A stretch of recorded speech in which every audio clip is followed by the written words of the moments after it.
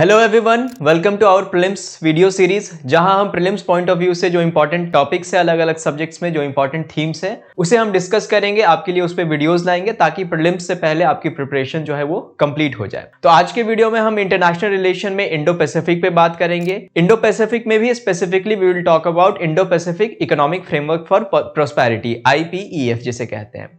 तो सबसे पहले इंडो पैसिफिक समझते हैं। इंडो पैसिफिक एक ऐसा ज्योग्राफिकल रीजन है जो इंडियन ओशन और पैसिफिक ओशन को मिला करके बनता है। तो ये काफी जियोपॉलिटिकली काफी ज्यादा इंपॉर्टेंट रीजन है इंडो पैसिफिक। तो हमेशा कुछ ना कुछ यहाँ होते रहता है, there is always something happening here, कुछ ना कुछ डेवलपमेंट्स आते रहते हैं, न्यूज में बना हुआ रहता है इंडो पैसिफिक।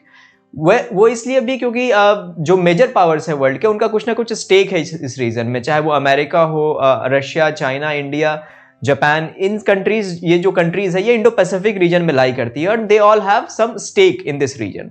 तो इसलिए इंडो पैसिफिक काफी ज्यादा इंपॉर्टेंट टॉपिक भी हो जाता है प्रीलिम्स पॉइंट ऑफ व्यू से। तो आज के टॉपिक में हम डिस्कस करेंगे इंडो पैसिफिक इकोनॉमिक फ्रेमवर्क पे। एक काफी इंपॉर्टेंट ग्रुप है, तो उस पर हम डिस्कशन करेंगे आज के वीडियो में। Let us start. तो सबसे पहले हम समझते हैं कि इंडो पैसिफिक इकोनॉमिक फ्रेमवर्क आखिर है क्या, किसने इसे लॉन्च किया था। तो it is an US led initiative. 2022 में यूनाइटेड स्टेट्स ने इसे लॉन्च किया था। और ये इससे पहले यूनाइटेड स्टेट्स ऑफ अमेरिका जो था वो एक ग्रुप का पार्ट था जिसे कहते हैं ट्रांस पैसिफिक पार्टनरशिप, TPP।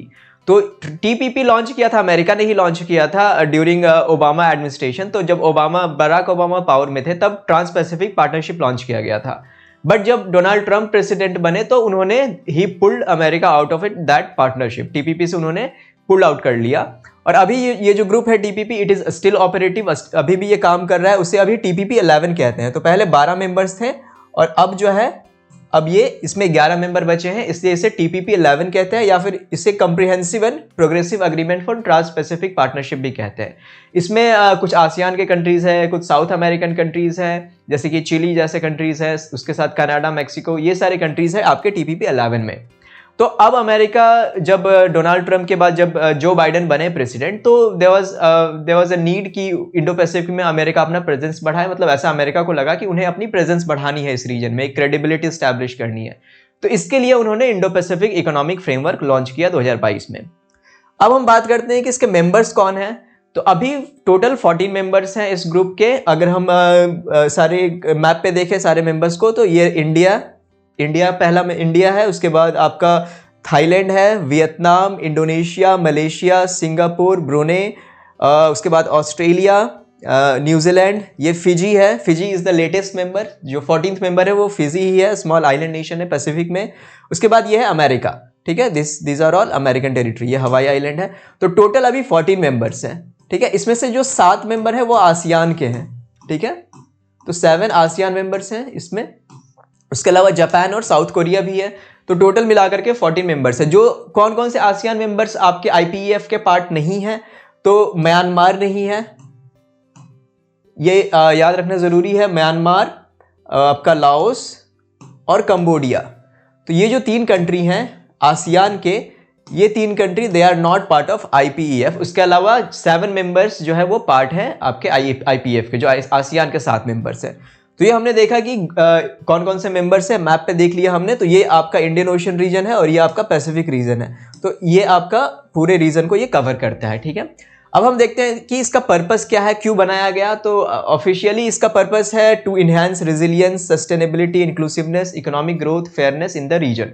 तो जो इंडो पैसिफिक रीजन है उसमें इन सारी चीज़ों को प्रमोट करना, और बेसिकली जो चाइना का इन्फ्लुएंस है इस रीजन में उसको काउंटर करना, ठीक है। और अमेरिका को अपना प्रेजेंस भी बढ़ाना इस रीजन में, इसलिए उन्होंने IPEF लॉन्च किया था। अब एक बात समझनी जरूरी है कि IPEF कोई फ्री ट्रेड एग्रीमेंट नहीं है। जैसे कि एक हमारे पास एक और भी बॉडी है जो कि है RCEP, regional comprehensive economic partnership, वो एक फ्री ट्रेड एग्रीमेंट है। But IPEF is not a free trade agreement. इसके अंदर किसी भी तरह का टैरिफ रिडक्शन या मार्केट एक्सेस जैसी चीजें इसमें मेंशन नहीं है, ठीक है।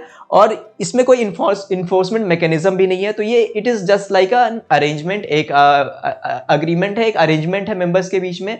बट हावेवर जो मेंबर्स है वो आपस में नेगोशिएट कर सकते हैं। अलग अलग पिलर्स हैं इसमें, पिलर्स पे अभी हम बात करेंगे कि कौन कौन से पिलर्स हैं IPEF के। तो जो मेंबर्स है वो आपस में नेगोशिएट कर सकते हैं इन पिलर्स पे। तो अब हम देखते हैं कि पिलर्स कौन कौन से हैं IPEF के। तो टोटल 4 पिलर्स हैं। सबसे पहला है fair and resilient trade, supply chain resilience, clean energy, decarbonisation, infrastructure and tax and anti corruption. ठीक है, तो अब इसमें अगर हम सप्लाई चेन रेजिलियंस की बात करें तो ये अभी न्यूज़ में था 24 फरवरी, अभी हाल ही में ये इट एंटर्ड इनटू फोर्स। ठीक है, तो उसके बाद क्लीन एनर्जी, डिकार्बोनाइजेशन, इंफ्रास्ट्रक्चर, इन सब यानी बेसिकली जो क्लाइमेट फ्रेंडली जो भी प्रोजेक्ट्स है उनके लिए ये से बनाया गया है। सप्लाई चेन से रिलेटेड एक और इंपॉर्टेंट बॉडी है supply chain resilience initiative, SCRI। इसे भी लॉन्च किया गया था कोविड-19 के बाद में। बेसिकली सप्लाई चेन रेजिलियंस का पर्पस ये है कि जो सप्लाई चेन वल्नरेबिलिटीज है कंट्रीज की, उसको एड्रेस किया जाए। जैसे कि क्रिटिकल मिनरल्स जैसे चीजें हैं जो कि बहुत ज्यादा डिपेंडेंट है लोग चाइना पे, जितने भी कंट्रीज है वो चाइना पे डिपेंडेंट है इंपोर्ट के लिए। तो जब ऐसा कोई ऑब्स्ट्रक्शन आता है जैसे कोविड पेंडेमिक के टाइम में, तो ये इनका इंपोर्ट, इनका जो आपका ट्रेड है वो ऑब्स्ट्रक्ट हो जाता है ऐसे टाइम में। तो ऐसे जब आप किसी एक कंट्री पे डिपेंडेंट रहते हो तो आपका जो क्रिटिकल मिनरल जो इंडस्ट्री है वो वल्नरेबल हो जाता है। तो उसको एड्रेस करने के लिए सप्लाई चेन रेजिलियंस इनिशिएटिव बनाया गया था। इसमें इंडिया है, जापान और आपका ऑस्ट्रेलिया, तो ये भी एक इंपॉर्टेंट ग्रुप है। It was launched after covid pandemic, supply chain resilience initiative. तो ये दूसरा पिलर है सप्लाई चेन रेजिलियंस। उसके बाद क्लीन एनर्जी, डिकार्बोनाइजेशन है, और फिर टैक्स एंड एंटी करप्शन है। इसके अंदर बेसिकली जो टैक्स इवेजन, करप्शन, इन सब मुद्दों को ये एड्रेस करने के लिए है।